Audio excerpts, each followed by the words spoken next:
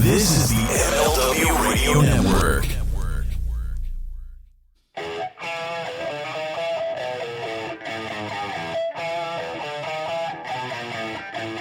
This is the Mind of the Meanie. Here are your hosts, the Blue Meanie and Adam Barnard. Peace, world, and welcome everybody to the Mind of the Meanie, your weekly peek into the world according to former WWE superstar and ECW original, the Blue Meanie. We'll cover wrestling, music, movies, sports, and lots of useless knowledge, all contained in the Mind of the Meanie. I'm your tour guide, Adam Barnard, and he is the Blue Meanie. Meanie, what's on your mind? So, anything interesting happened today? I farted at work. Today's Friday, July 22nd. As we record this, there's a heat wave that's approaching. Yeah. Northeast. It's going to be 100 degrees tomorrow, so wear sunscreen. Wear deodorant too. Friends, it's incredibly important. Please, I'm going to a convention tomorrow. Please wear deodorant. It's horrific, guys. Wear deodorant. Hoagie Fest should only stay at Wawa. Yo, cuz.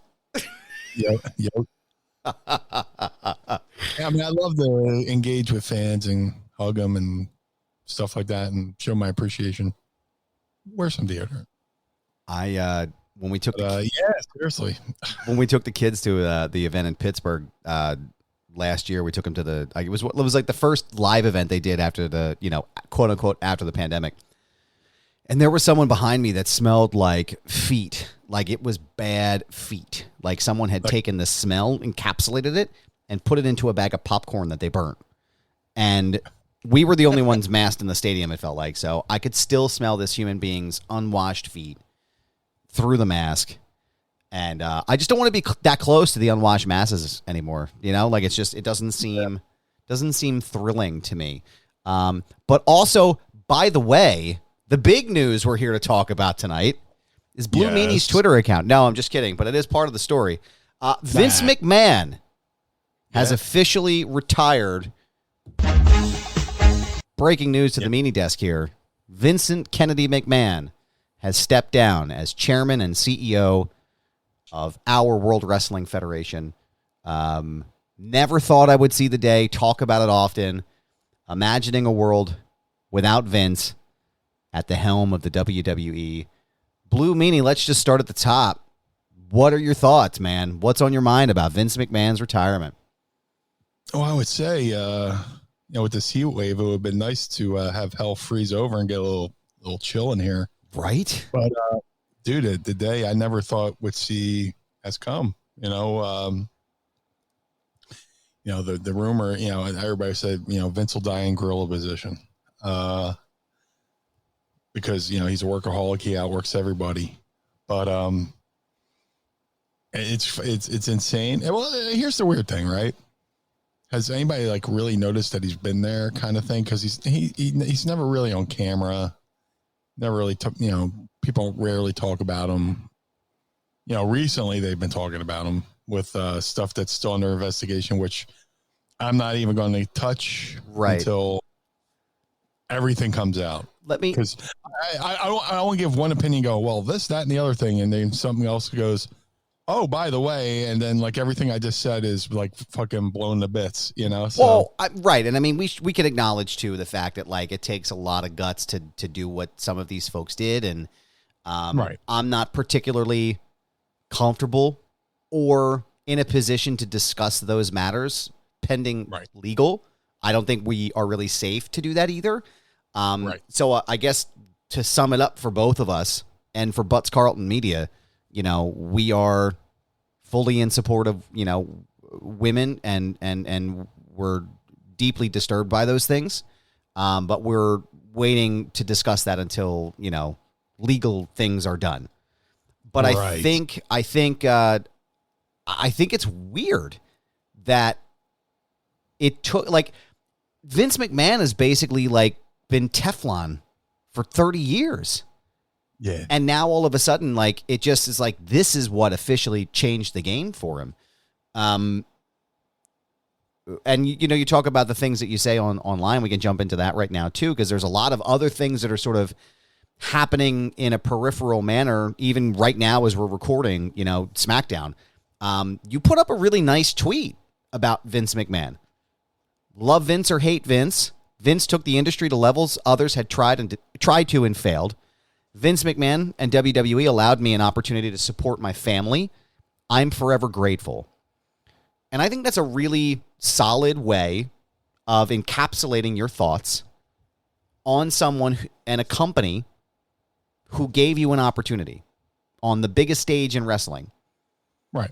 And now I'm watching these people fucking rip you apart on Twitter. And brother, I'm not okay with that, man. I'm not fucking okay with that.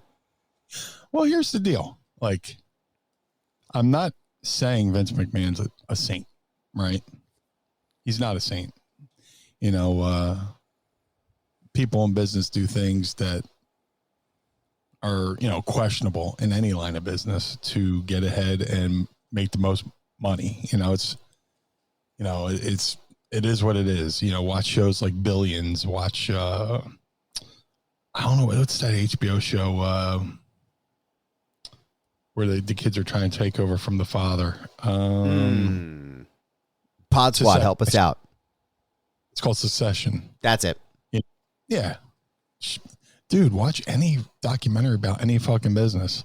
Right. He's probably done some shit that, it's questionable because it's business. But hey, you know what? It's like I've had jobs in my life. I've had good jobs, bad jobs. I've had good bosses, bad bosses. I worked for Vince. I had good times, bad times, there. Do I think some things were different? Sure. But, for the most part, he allowed me to make really good money over a course of time where I got to take care of those who took care of me. People say, wrestlers say, oh, well, I paid my dues. Well, families pay dues as well. And through working for WWE, the last 2 years of my grandmom's life were probably the best 2 I could give her, for everything she gave me. And still that wasn't enough for everything she did for me. I got to take care of my mom. I got to do all these other things, and through things like royalties and DVDs and all this other stuff, I got to live a pretty good life, and I'm still living a decent life off some stuff. I haven't, I worked for WWE in 98 to 2000, and I'm still, and I went back and did, the DVDs and stuff like that, like the ECW on Release Volume 3. I got to do some cool shit, and put food on the table because of WWE. Now, that said, things he's being accused of now, which I'm not going to talk about, that's something to be seen about. But like, he's done plenty of stuff like underhanded shit, whether it's, stuff with the could cost WCW some things, or, any other wrestling company. Put it this way. He succeeded at stuff that everybody else tried and failed. Every wrestling promotion had the opportunity to do what Vince did. AWA had a weekly television spot on ESPN. World Class Championship Wrestling was on ESPN. They were syndicated. Their TV was shown all over the world. USWA, a bunch of promotions had national TV. There, a bunch of promotions. A couple promotions were on ESPN, Global Wrestling Federation, ESPN. Everybody had the chance to do what Vince McMahon ultimately did, and they failed. So Vince is going to be the ultimate heel. Say Vince had failed, and the Crockett's had prevailed. Right. Would the Crockett be the villains? When what if Ted Turner won the war? Ted Turner won the war, maybe he would have been the bad guy. Who knows? But there's no arguing with his track record of success in business. It helps being third generation. His grandfather was a boxing promoter. His dad was a boxing and wrestling promoter. He was strictly wrestling. But, there's no arguing with his success. He made a lot of people a lot of money. And I'll say, I don't care. I have no problem saying without WWE, the wrestling business, whether you want to call it sports entertainment or pro wrestling, wouldn't be where it is now. 100%. 100%.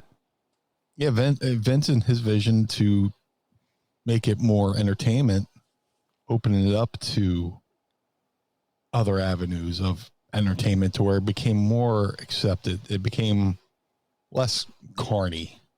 Even though did he do some carny things? I'm sure he did. But like, as far as, being open about being at work and stuff like that. And, it's just made the wrestling business that much more bigger. When people go, oh, I like wrestling, they always say that WWE thing. Right. They don't mention any other fucking promotion.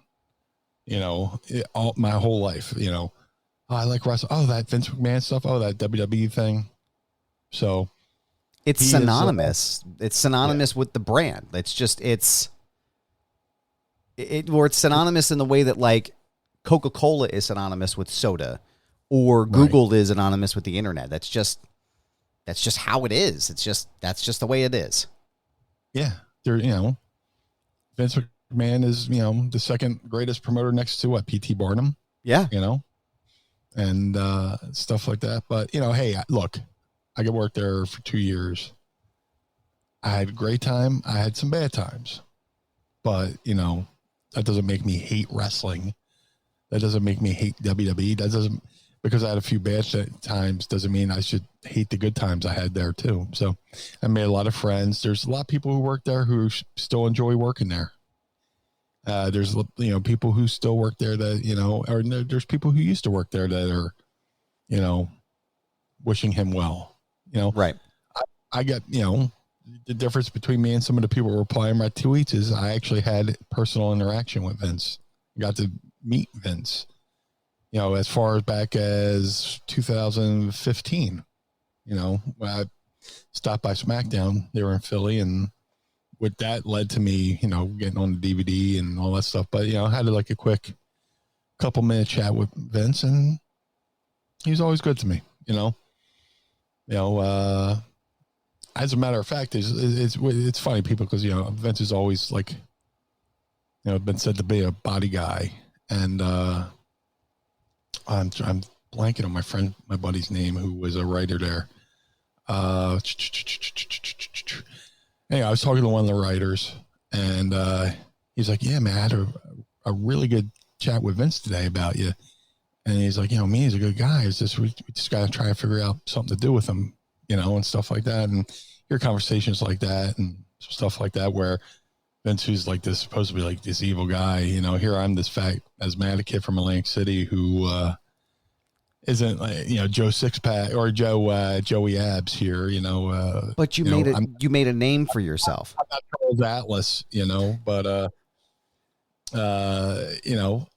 he gave me an opportunity. He hired me. He paid me very well, and it is what it is. So, people are going to get mad who have no idea. People like to speak. It's like whatever controversy you see online, and people want to be involved with the conversation to say that thing, or to get whatever the thing to get likes or retweets or follows. But whatever they say has drips of ignorance in what they don't know what they're talking about a business never been in and don't have experience. And it's just like, whatever. Talking in a circle here, but no. And I'm really biting my tongue right now, because this isn't my platform. Like, you know what I mean? Like, this is our show, but it's also the Blue Meanie show, right? And I have really strong opinions about these kinds of things, because I find a lot of this stuff to be disingenuous when it comes to this kind of thing. I don't see anything problematic with your tweet. I don't see anything that is inappropriate or in any way validating any kind of alleged behavior from Vince McMahon or anyone. I think you're just giving props to the guy who gave you a fucking job, who helped you and allowed you to have a chance at a wild life. I mean, like, you know, ECW, you're always going to be an ECW original. Yes. You're always going to have that designator, but you also are among an elite group of people who worked for WWE. And during their hot period of time. Right. I can't think of any wrestling fan that I've ever met that I've talked to, and I'm like, oh yeah, I do a couple of wrestling podcasts. I do one with the Blue Meanie, and I get the same reaction every time. Holy shit, the Blue Meanie, that's awesome. That, you know what I mean? Like that's just who you are. And a lot of that has to do with you and your gimmick and your ability to connect with the crowd as the Blue Meanie. And some of that has to do with the fact that Vince McMahon allowed you to get a platform that you may not have had anywhere else. And people are disingenuous on social media. Like I constantly talk about this in my personal life. It's like, I don't give a shit how many followers I have on Twitter. I don't care if I have a blue check mark next to my name. Do you know how cool my life is? Like, I have a wonderful life outside of social media. This is like, if this disappeared, if social media and Twitter blew up tomorrow, if Elon Musk bought it tomorrow and it fucking shut down, nobody would what would change? You would have to actually talk to people. Right. I'd have to text you instead of hitting you up on Twitter. Okay, next. But like, it's so frustrating to see the fact that like people are just, they purposefully act and they're purposefully misleading about the things that they say. And that no one has the ability to understand nuance or context or the ability to walk and chew gum at the same time. So when I saw that tweet that you sent today, and then I saw all these fucking people jumping on you, it's like, where is the ability to critically engage with this, what he's saying right now? Yes, we can say that Vince McMahon probably and definitely verifiably has done some really kind of terrible shit, but also say that Blue Meanie is grateful for him giving him the opportunity to do a job. There's nothing wrong with that. There's nothing wrong with acknowledging. I'm sorry, I'm not trying to pontificate on our show, but I frustrated me so much to the point because it's not reality, right? Like you shared this really nice tweet expressing. Mick Foley did the same thing. Eric Bischoff did the same thing. There's lots of. Oh yeah, they're catching all kinds of shit too, and it's like, guys, it's just the outrage, the pretend outrage here has to stop. Yeah. Right, and it's you're right. It's for likes. It's for clout. It's for the ability to get aggregation on their site. It's like, knock it the fuck off. Right, my boy, the writer I blanked on, my boy Tommy Blacha, who that's it. Yeah, Tommy Blacha was writer for WWE, and he, the one day we were, I think it was the same day I filmed my awful Titantron video, but he was like, "Yeah, Vince said, he pulled me aside. Vince had some really nice things to say about you. Just trying to figure out, what to do with you, kind of thing." And that was very. He didn't have to do that, right? And stuff like that. But seriously, if you're mad about Vince and everything Vince has done, do me a favor. Delete every piece of music off your hard drive. Yes. Yes. I was just going to get into that. Go ahead. Throw out every movie you've ever watched, DVD, Blu-ray, hard drive. Throw out every comic book, whatever, because chances are the people who helped produce that or somebody in that chain of command has done some really fucking awful shit to make sure, protect their company or just being a general scumbag. We talked music pretty much all of last episode. Yeah. Do you know how many of your favorite songs, and I'm looking at all of you right now, do you know how many of your favorite pop songs were written by R. Kelly? Do you know how many of the songs do you listen to on the radio right now? I hope you're listening to this. Do you know how many of your songs on the radio right now were written by R. Kelly? R. Kelly is a convicted rapist. But I bet you're humming that tune when it comes on, when the Fiesta remix comes on. You know all the words to it. So if you're going to... How about every sporting event? Da, da, da, da, hey. Da, da, da. Gary Glitter. He's in prison for child rape. But everybody, claps along, sings along, and... Yeah. So. It It's selective outrage. I'm not defending Gary Glitter. No, and I'm not defending R. Kelly either, but we're going to get spun like that because that's what happens in these fucking, these circular echo chambers, right? No one is here defending Gary Glitter. No one is here defending R. Kelly. There was discourse last week about Chris Benoit, or 2 weeks ago about Chris Benoit. Paul Heyman's caught shit for talking about Chris Benoit and his technical abilities. Like, there are ways to have conversations about things that separates the vile acts that this person did and something that they contributed to society. There are ways to do it, and anybody that says that there's not, I'm sorry, you're being completely disingenuous. You are, and you're lying to yourself. Hey, what Chris Benoit did was fucking horrible. It was horrific. I hope there's a spot in hell for him. Absolutely. But it would be ignorant of me not to say that circumstances probably connected to his style of wrestling led to the deterioration of his brain, which caused him to, take different routes home from the airport because he thought people were following him and this, that, and the other thing. Doesn't excuse what he did. No. But there's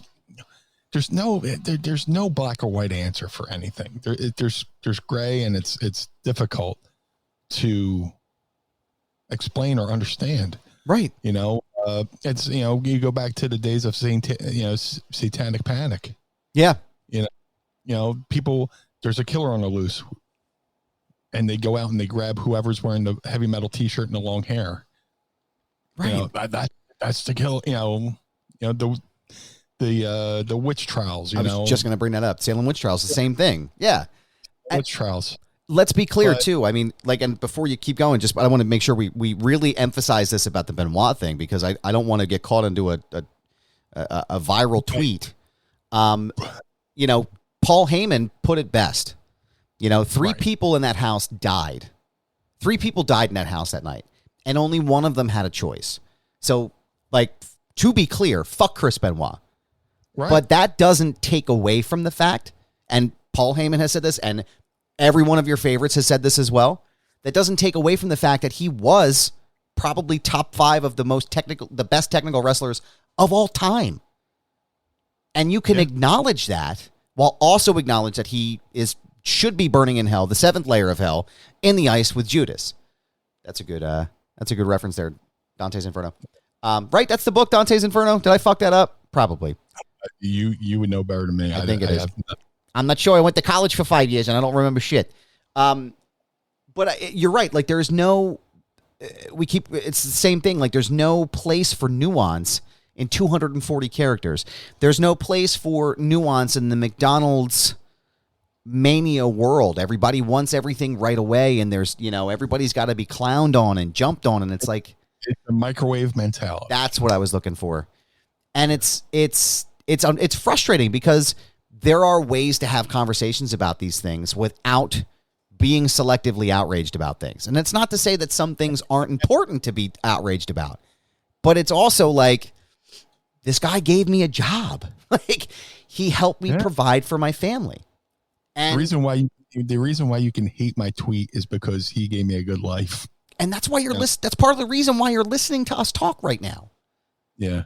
But I'll also go on the Benoit thing. I was friends with Nancy, and I'm still friends with his son, David. That's still with us. Right. Nancy, I still call her Nancy Sullivan because that's always how I knew her. But dude, my first day on the job in ECW, I had to paint my face and I forgot a mirror, and she painted my Blue Meanie eyes on for me. Wow. And then I happened to quote unquote forget my mirror again and go, oh, hey, Nancy, I forgot my mirror. Can you paint my eyes again? And because, her last run in ECW, she was kind of like my makeup artist, That's awesome. the dude with glasses. That's awesome. Yeah. She was awesome to me. Somebody would say something funny, she would laugh, I would laugh, and then she would laugh at my laugh because I have one of those fucking, dude, if you want to hear me laugh, watch the Dallas Cowboys lose a fucking game in spectacular. I am like Robert De Niro in Cape Fear in the movie theater. When he's like, people love to watch me watch the Dallas Cowboys lose, but that was like Nancy would hear me laugh and then watch me laugh and then laugh at my laugh at something, whatever. She's a darling friend. She's a dear friend. And that's why it was so hard to believe that, like, when it first happened, I was like, there's no way. I was like, all three of them are dead. First thing that came to my mind, oh, there must have been a carbon monoxide leak in the house and killed them all before, like, the details came out. Right. Because naturally that's where you would go. You're like, oh my God, all three of them are dead. Like, it's horrible. Yeah. Nobody could have thought that, but like I said, fuck him. I hope he's in hell. Yeah. But I can clearly see how he might have spiraled out of control. Mostly A, brain damage, and C, well, no, number one overall, the brain damage, the death of Eddie Guerrero, right, sent him down that path. In my opinion, I don't think it helped at all. I think it exacerbated whatever. I think Eddie helped keep them grounded. Also, and a lot of people don't notice, Johnny Grunge was close with the Benoits. Interesting. Yeah, he was a neighbor. So, like, if there's anything, he came over and he was like the peacekeeper. Like, come on, guys, oh, Rocco.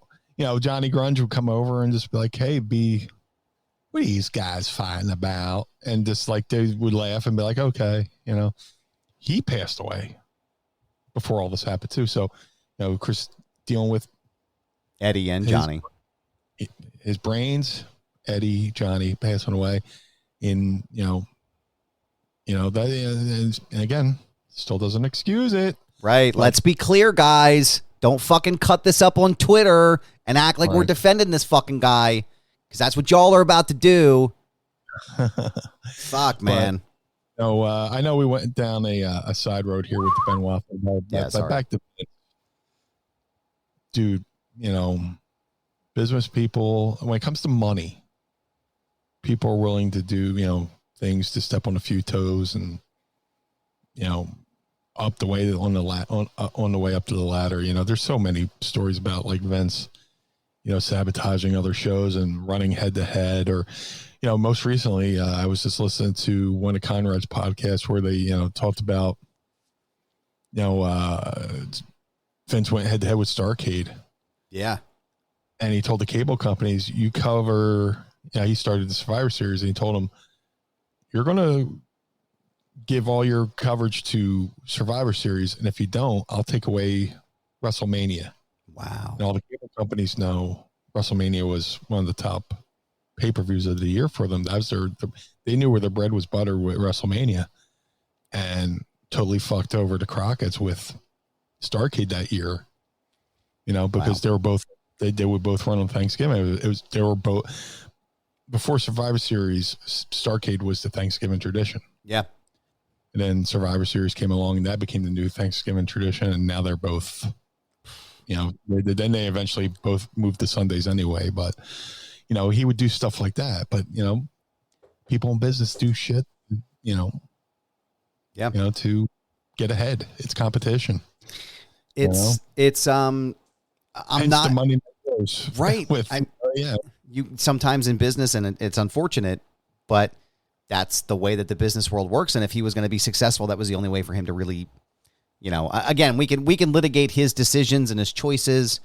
I know the big thing is there's always something. But we have to also acknowledge the fact that a lot of the things that we enjoy about professional wrestling, sports entertainment, whatever you want to call it, came from, at least in part, by something Vince McMahon did, or an entity that Vince McMahon had a hand on. I'm not talking about anything like Crockett or Dusty Rhodes or any of those, the original, WCW items, but a lot of what we enjoy now and what we look back fondly on was a product of Vince McMahon. And I think it would be, again, to use my word of the day, disingenuous to act as if that wasn't true. But I was very surprised. I know Josh, friend of the show, Josh Chernoff, and Real Dad. Also, by the way, I meant to mention this. Jack Gray in the chat box says Josh is correct. That comes from Dante's Inferno. And hashtag fake Josh here. Hashtag, you're not my real dad. We're still waiting for Dad to come home from a cigarette trip. It's been about 6 months now. So whenever you're ready to come home, Dad.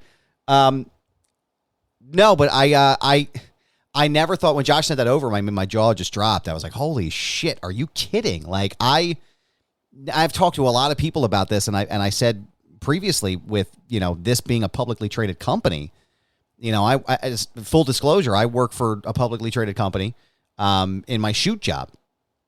Right. And I know how these things work in that world. If the CEO of the company inside of a publicly traded company does stuff like this, there's going to be repercussions. If news like this comes out, there's going to be repercussions. So initially I was like, there's no fucking way he's surviving this. There's not a chance. This isn't the 90s. It's not the early 2000s. Right. I was just surprised that it came up the way that it did. But I want to, before we transition to the next part of this topic here, I would really enjoy hearing your Vince McMahon impression about JBL one more time.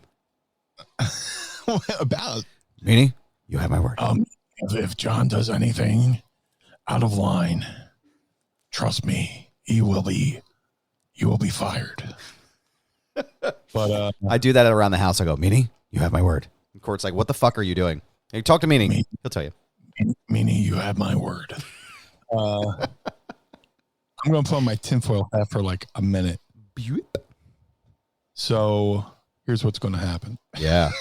Here we go, guys. Nick Khan and Stephanie McMahon are going to bring in The Rock and a bunch of investors to take WWE private again and make it its own separate entity. That way they don't have to deal with investors and board meetings and all that kind of stuff. So you heard it here first.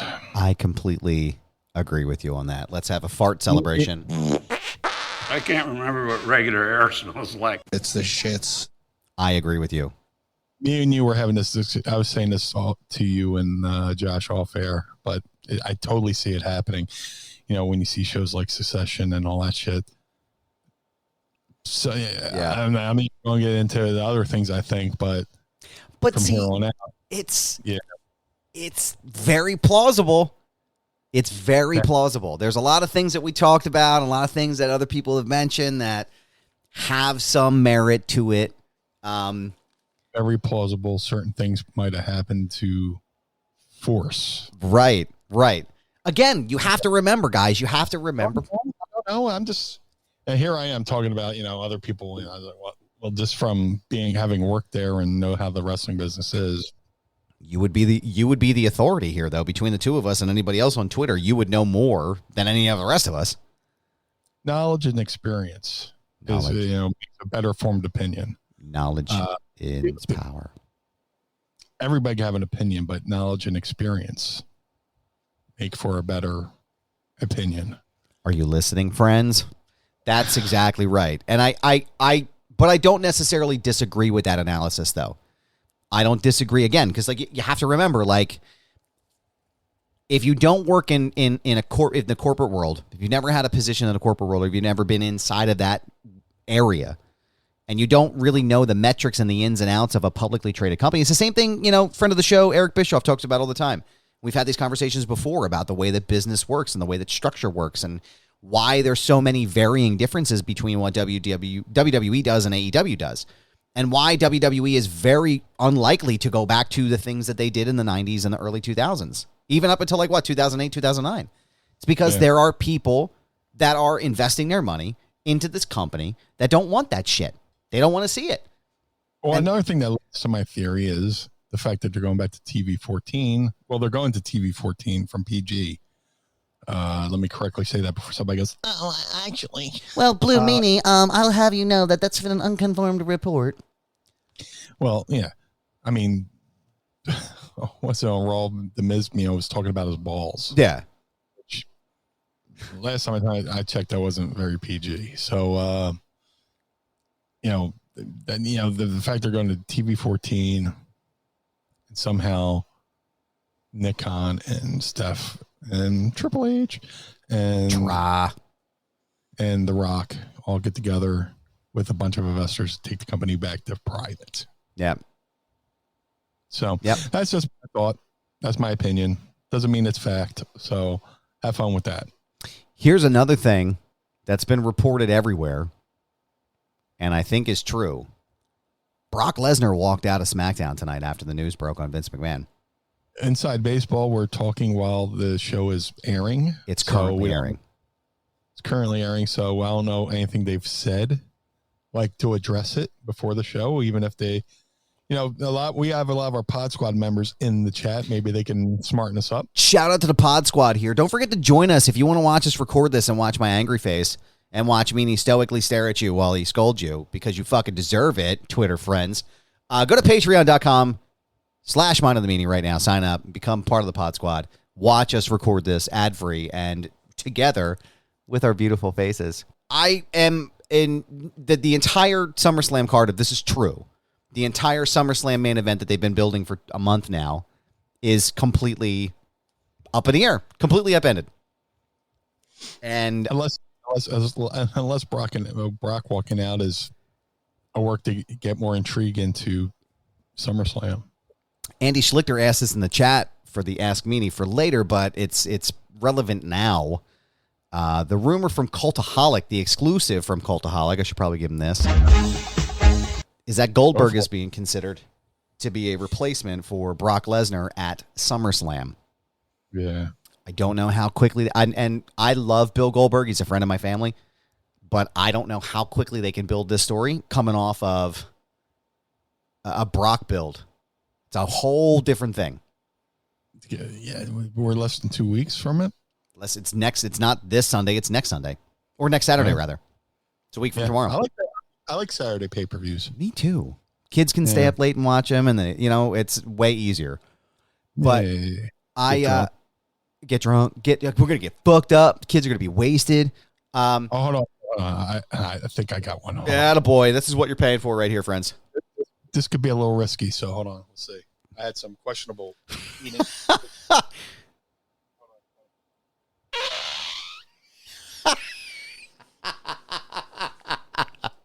You had some of that gas station sushi, didn't you? Oh, dude. I took a shit. And then when I was done, I looked in the toilet to admire my work. And I said to myself, I don't remember eating sea monkeys.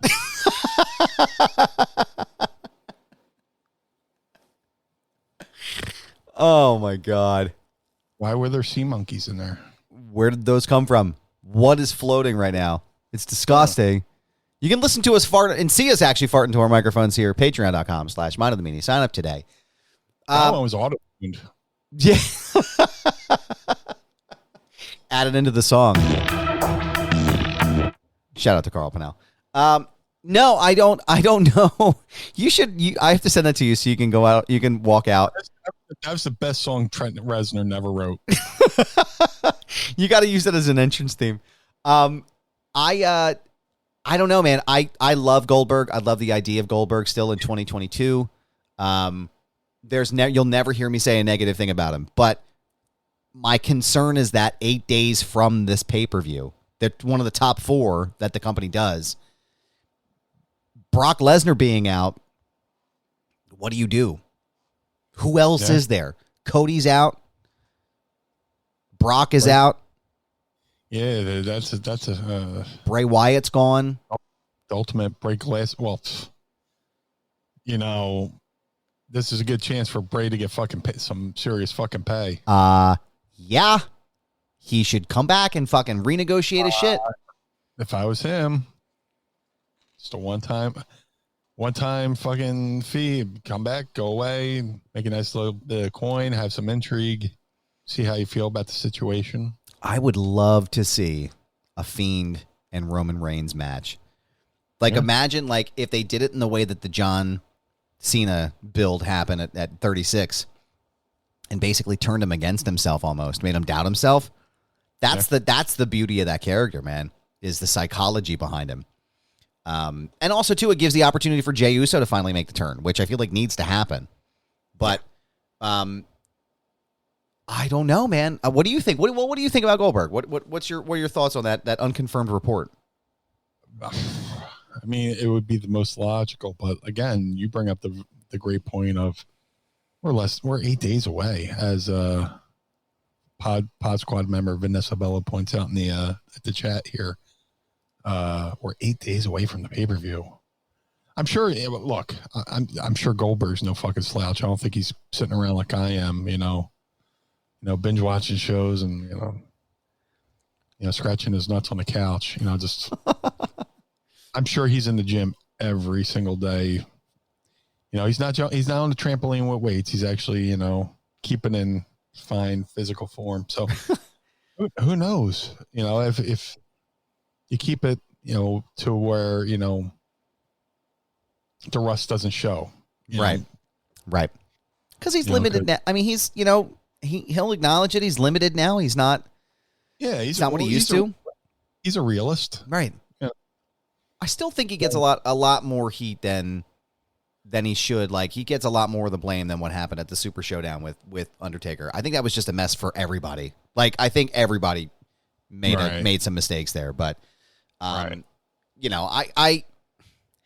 know. I am at a loss for words. I think it's just weird right now, and so much has happened, and I feel like in just 6-7 months so far in wrestling, and there's lots of other questions that people have, like about the future of some of the people in the top, which I'll say that question for Ask Meanie. And then my thoughts are like, okay, well, what happens if they finally go private again, and do they finally open the forbidden door? Do they finally have the crossovers now that Vince is gone? Yeah. What do you think about that? That's quite a possibility. They could possibly start working with other companies and cross promote, and which would be great. I mean, I hate this whole fucking forbidden door term because, dude, I remember watching AWA from Comiskey Park where they had an AWA title match. They had an NWA title match, Battle of the Belts in Florida in the 80s, every promotion in a champion to wrestle. There's no forbidden door, just depends on when you want to cross promote and stuff like that. So, and what it means if you cross promote, it's got to mean something. Yeah. Who benefits and stuff like that. Fucking, I'm old enough. 84 to had, Wrestling USA, where every promotion was trying to get together to go against Vince. AWA, Memphis, and I think the Crockett's as well all tried to bandy together to go against Vince. Right. But the problem with that is there's too many chiefs, too many chefs. Right. Too many chefs and not enough, I don't even know if I can. There's too many chefs in the kitchen. Yeah, too many cooks in the kitchen. Yeah. Yeah. And too many cooks in the kitchen.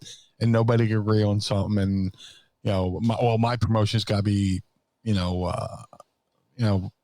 looked at better than your promotion and all that shit, and that's what led to it. That's the only problem with like cross promotion is like somebody's going to think they're not getting looked at predominantly enough, right? So, and then also too, you have to worry about like if you do a champion versus champion for something like AEW versus WWE, who goes over?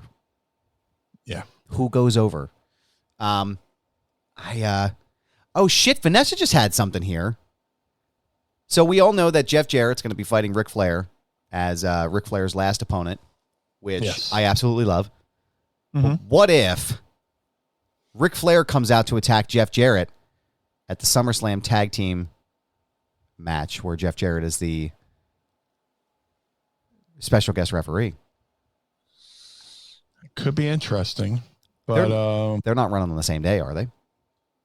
No, I think Flair's match is on Sunday because that would be suicide to run head to head with SummerSlam. So,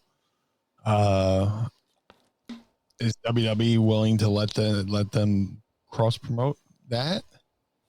Conrad's definitely WWE friendly, right? If you watch the where people are, trying to look, the episode where they're looking for Flair's robe and Conrad just goes, I'll give you $60,000. I'll put down $60,000 to help get it done, So he's definitely WWE friendly. Would they allow Flair to go in there to help promote the fight the next night?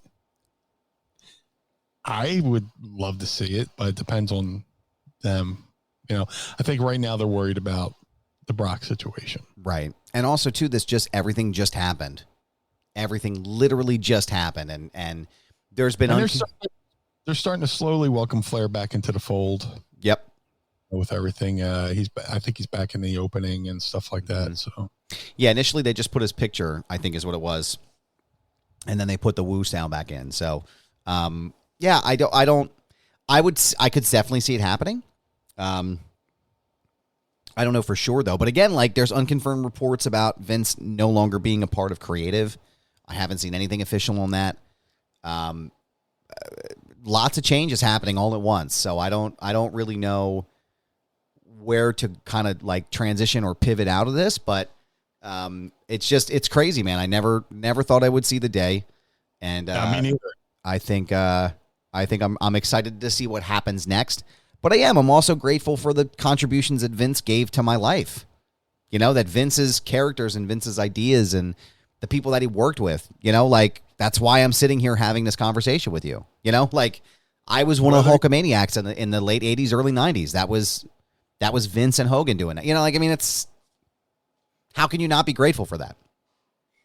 Everybody who hates Vince now still owes a debt of gratitude for him, because without him, if WWE had died, because WWE could have easily died after WrestleMania 1. If WrestleMania had failed, the first WrestleMania failed, WWE would have been done. Yes. Yeah. Where would have wrestling gone then? You know? So even if you love him or hate him, you still have to acknowledge the fact that he kept pro wrestling in an acceptable form of entertainment, even though people still like the unoriginal fucks still like to go, oh, that fake stuff. Yeah. You know, dude, here's a calendar for 2022. Yep. Yeah. Join the rest of us. You're welcome to join the rest of us in 2022. And I had the same people. Oh, wrestling's fake. Okay. Throw out your fucking TV. Or the folks, the ones that make me even more angry is they're like, oh my God, this is the worst episode and the most nonsensical shit I've ever seen and blah, blah, blah. And it's like, don't you think most of us are watching this because this is silly and goofy and sometimes campy? Like, that's why we enjoy that shit. This is why we enjoy this stuff, man. Do you know how much crap is going on in the world right now? It's escapism. Right. Right. It's I always say, you know, when wrestling is good, it's great. Right. Well, wrestling's like pizza. When it's good, it's great. When it's bad, it's still pizza. Right. You know, it's still wrestling. I even like bad wrestling. There's been plenty of bad wrestling, you know, since I've been watching since 82 and tape collecting and stuff like that. Go out and go on YouTube and look up UWF Blackjack Brawl and have a great old laugh. That's my favorite bad show. But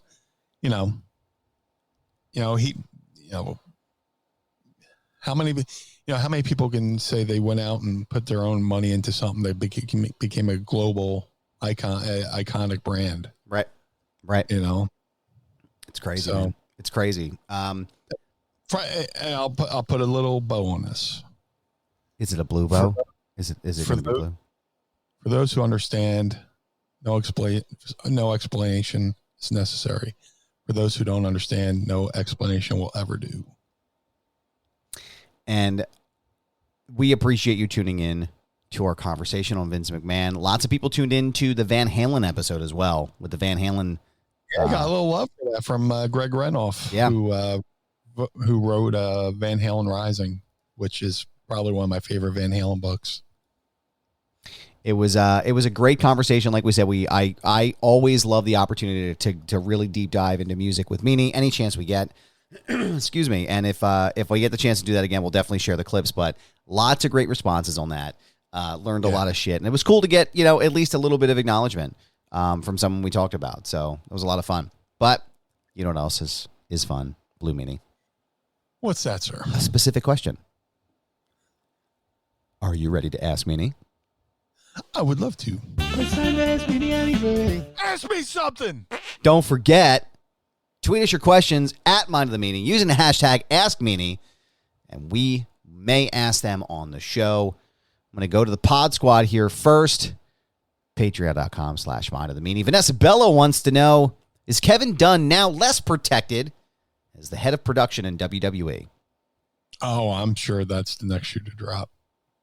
Really? Yeah. Yeah. Why do you think that? Yeah. Well, the story that's been bandied about over the years is that, Kevin Dunn's father used to work for Vince Sr. and he would do the bicycle loops with all the tapes. Doing the bicycle loops means you take the tape to a TV station, they play it, he drives to the next town with the same tape, takes it to that station, they play it, so on, so forth, and all that stuff. Well, Kevin Dunn's father got into like a car accident, a car caught on fire, and he went into a burning car to save the tape to make sure the tape still aired. So, Kevin Dunn says, please, hey, take it, whatever you do, as a sign of gratitude, please take care of my son. He's just coming out of college. And that's where Kevin Dunn, basically got his start, recommendation from Vince Sr. or something like that. That's the story. And, it's, Kevin's basically been there as, a partner of Vince McMahon. Vince is done, no pun intended. And there's people waiting in the wings to probably take over that Kevin Dunn role. Most likely he'll be replaced by Marty Miller, who works behind the scenes now. Marty used to be a cameraman exclusively. Philly guy. He used to do camera work for Phillies games. Philly guy. But like he's worked his way up the ranks and deservedly so, hard worker. If Kevin Dunn leaves, which I'm guessing he will, I can't guarantee it, but I would not be surprised if Kevin's the next shoe to drop. Marty Miller will be his replacement. Andy Schlichter wants to know thoughts on the Eagles' black helmets. I dig it. The reason why I dig it is because I went down to the Eagles Pro Shop to get a jersey, and they had some there, and I was like, man, and they're only doing it for this season because then they're definitely going to not this season, but the following season, they're going to bring back the Kelly Green uniforms as an alternative. But they said to do the mass production of that takes like a year, between making them for the teams and making them mass produced for the fans to buy. So, if you want the Eagles Kelly Green jersey, you basically had to go to Mitchell and Ness, to get those, done. So in the meantime, since they already do the all black uniforms, the blackout games, they're going to include a black helmet, which I'm all for. I'll be interested to see it, how it looks. I think it'd be great. Mark and Dryden wants to know, not sure if you two are thrash metal fans, but here we go. Out of these songs, which could be the earliest recorded thrash song? Stone Cold Crazy, Symptom of the Universe, He's a Woman, or Iron Maiden? Or is there a song I missed? Iron Maiden or? I think the song Iron Maiden. Oh. Earliest thrash. Yeah, I'm not sure. Speaking of thrash, well, they ain't really thrash. I'm buddies with Chris Cafferty. Chris Cafferty from Kiss Cafferty. Sorry. He was in a band called Sabotage, and he's in Trans-Siberian Orchestra.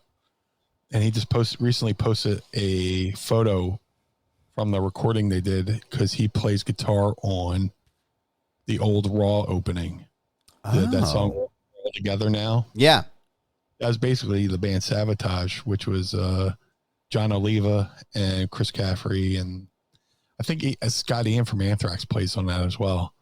There's a photo of them in the studio and Undertaker sitting there and Razor Ramon's in there and stuff like that. So the thought of metal and wrestling got in my head, so I had to bring up that. That was pretty cool. So I don't know.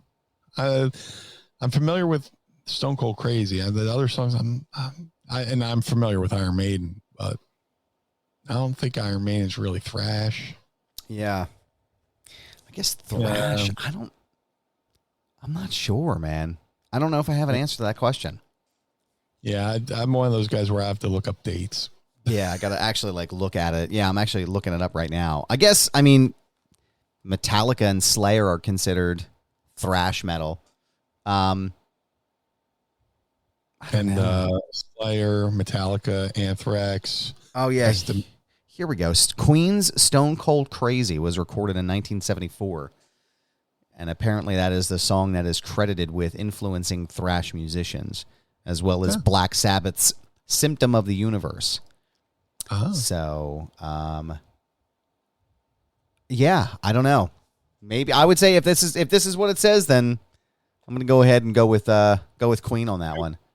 Good question. I'm not well researched. Yeah, not the only thing I think about. I guess Metallica when I think of thrash. So, yeah. Let's see. Jack Gray wants to know, what are your thoughts about the rumors of the Eagles looking at Baker Mayfield? I don't know. Yeah, I haven't heard of that.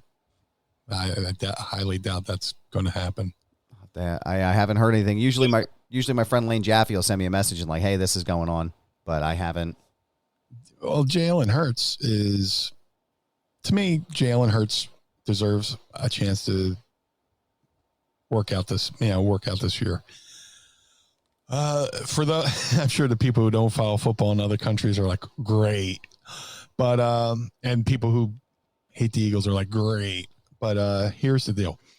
Jalen Hurts, current quarterback for the Philadelphia Eagles, was given a crash course in the NFL in technically his first season, but basically the last 4 seasons of Carson Wentz's tenure. They benched Carson for Jalen. Let's see what this kid have. It was a COVID year. There was no preseason. There was no preseason games. There was no OTAs. It was just, here you go play football. And he had a good showing for himself. Now, this past following season, he was a little bit better.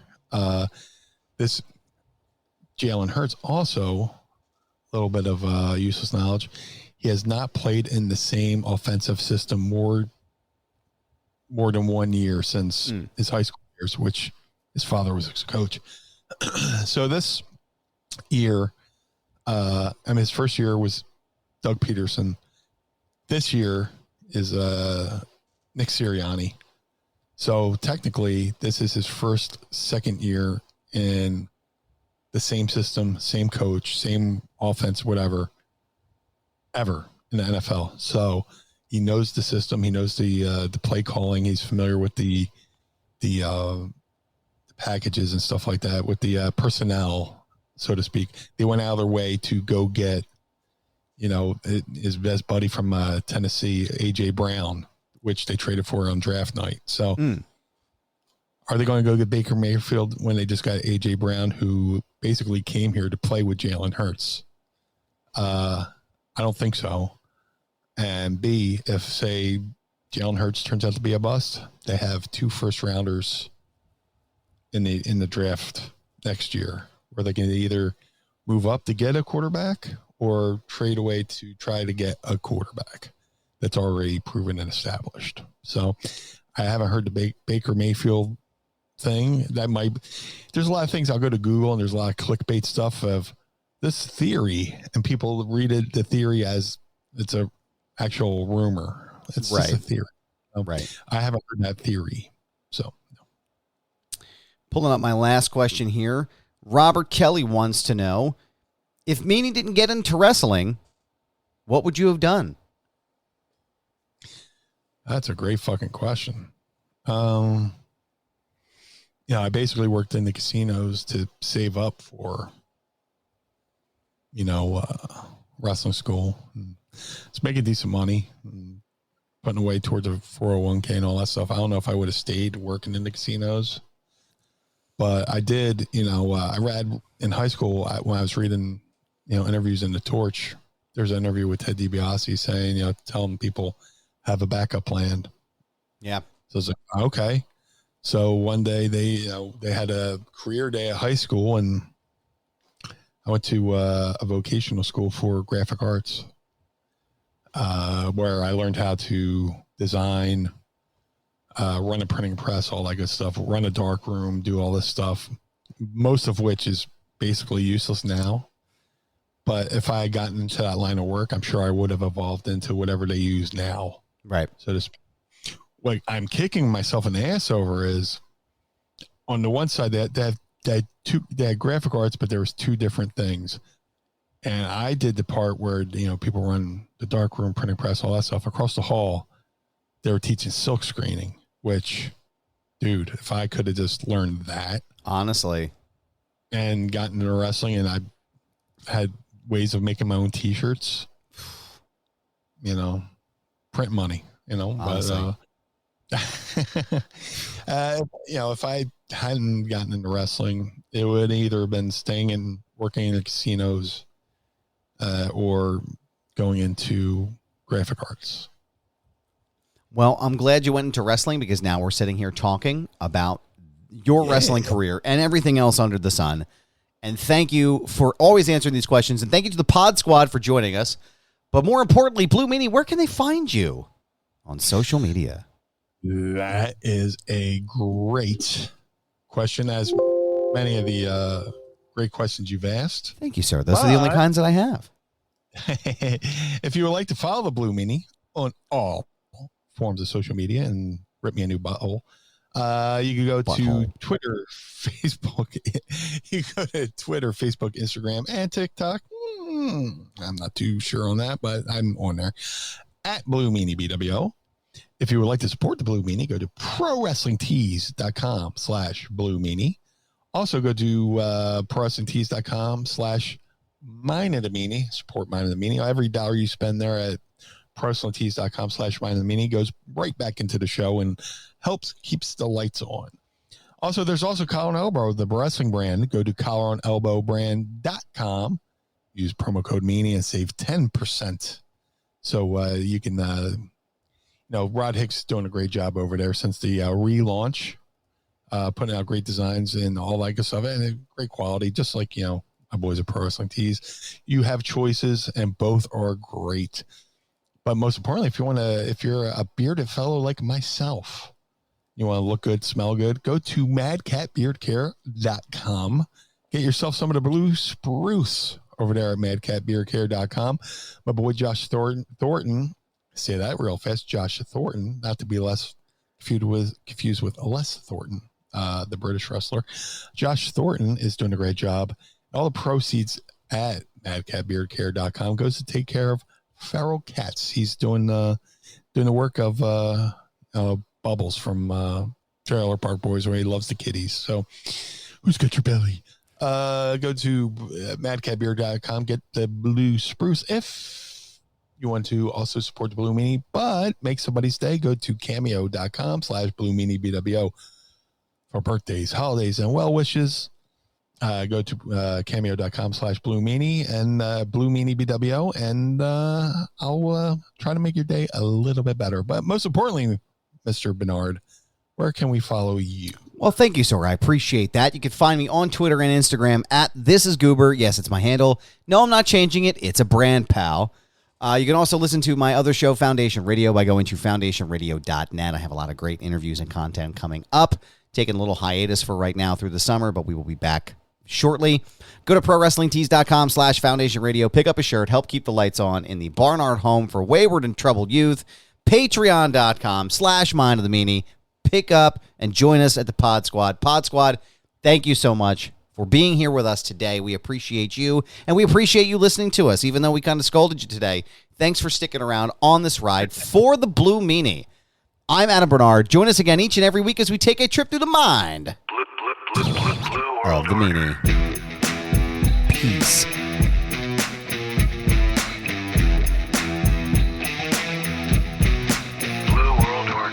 This episode of Mind of the Meanie was recorded and produced by Adam Barnard and was engineered by Carl Pinnell. Additional production and narration provided by Sam Krebs. Our executive producers are Josh Chernoff, Adam Barnard, and the Blue Meanie. Our opening theme is performed by the Swamp Candles. Our closing theme is performed by Chikara. The show contains original music produced by Enrichment. Get additional bonus content by becoming our patron on Patreon at patreon.com/Mind of the Meanie. And follow us on Twitter and Instagram at Mind of the Meanie. This has been a Butts Carlton media production in conjunction with the MLW Radio Network. Butts Carlton, proprietor. Blue World Order. Dad, why is Blue Meanie's brain out?